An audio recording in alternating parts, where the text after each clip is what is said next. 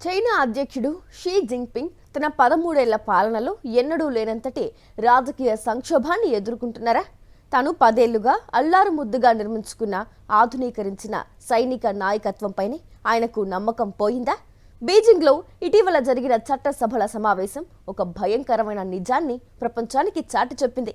ఏడాది క్రితం టీవీ దృశ్యాల్లో కనిపించిన 40 మంది జనరల్స్ ఇప్పుడు మాయమయ్యారు.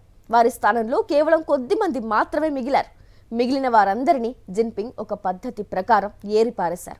పార్టీ పట్ల రెండు మనసులు ఉన్నవారిని సహించేది లేదంటూ ఆయన చేసిన హెచ్చరిక ఇప్పుడు చైనా సైనిక వర్గాలను వణికిస్తోంది.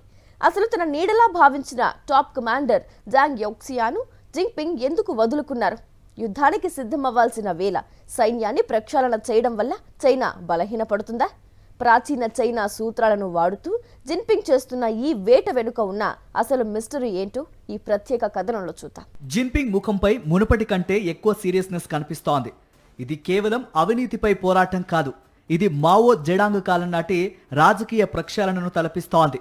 తన అత్యంత సన్నిహితులు, తనతో కలిసి పెరిగిన వారు కూడా ఇప్పుడు జిన్పింగ్ దృష్టిలో ద్రోహులుగా కనిపిస్తున్నారు.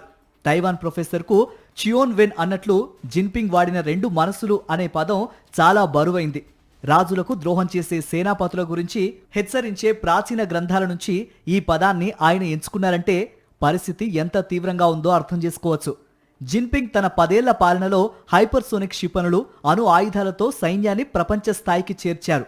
కానీ అమెరికాతో పోటీ తీవ్రమవుతున్న తరుణంలో వెనిజులా, ఇరాన్ వంటి దేశాల్లో అమెరికా తన సైనిక సత్తా చాటుతున్న వేళ జిన్పింగ్ తన సొంత సైన్యాన్ని ముక్కలు చేస్తున్నారు.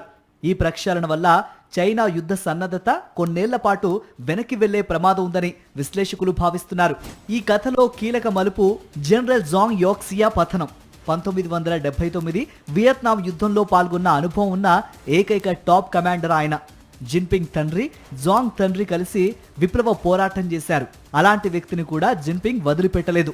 ఇన్వెస్టిగేటర్గా ఉన్న మరో అధికారిని తనతో సమానమైన హోదాకు పెంచడాన్ని జాంగ్ వ్యతిరేకించడమే ఆయన కొంపముంచింది. చివరకు ఇద్దరు మాజీ రక్షణ మంత్రులకు మరణశిక్ష పడటం జిన్పింగ్ ఎంతటి కఠిన నిర్ణయానికైనా వెనకాడరు అని నిరూపిస్తోంది. గతాన్ని పరిశీలిస్తే తన ముందటి అధ్యక్షుడు హూ జింటావో ఎదుర్కొన్న అవమానం జిన్పింగ్కు గుర్తుంది. 2011లో అమెరికా రక్షణ మంత్రి బీజింగ్లో ఉన్నప్పుడు ఆయనకు తెలియకుండానే చైనా సైన్యం స్టెల్త్ ఫైటర్ జెట్ను పరీక్షించింది. అంటే సైన్యం పార్టీ మాట వినటం లేదని జిన్పింగ్ అప్పుడే అర్థం చేసుకున్నారు. అందుకే 2014లో గుటియాన్ సమావేశంలో తుపాకీ పార్టీ మాటే వినాలి అనే సిద్ధాంతాన్ని మళ్లీ తెరపైకి తెచ్చారు. ప్రస్తుతం చైనా సైన్యం 2 వర్గాలుగా చీలిపోయిందా అన్న అనుమానాలు వస్తున్నాయి. ఒకటి, యుద్ధంపై దృష్టి పెట్టే నిపుణులు. 2, పార్టీ పట్ల భక్తిని తనిఖీ చేసే విచారణాధికారులు.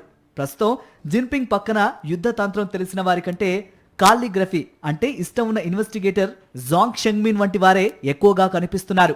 చివరికి మిగిలింది ఒకటే ప్రశ్న: యుద్ధ తంత్రం తెలిసిన సేనాపతుల కంటే తన కాళ్ల వద్ద పడి ఉండే భక్తులకే జిన్పింగ్ ప్రాధాన్యత ఇస్తున్నారా? తన అధికారాన్ని కాపాడుకోవడానికి ఆయన నిర్మించిన సైన్యాన్నే ఆయన బలహీనపరుస్తున్నారా? ఏది ఏమైనా డ్రాగన్ దేశంలో జరుగుతున్న ఈ ప్రక్షాళన ప్రపంచ భద్రతపై కూడా ప్రభావం చూపేలా ఉంది.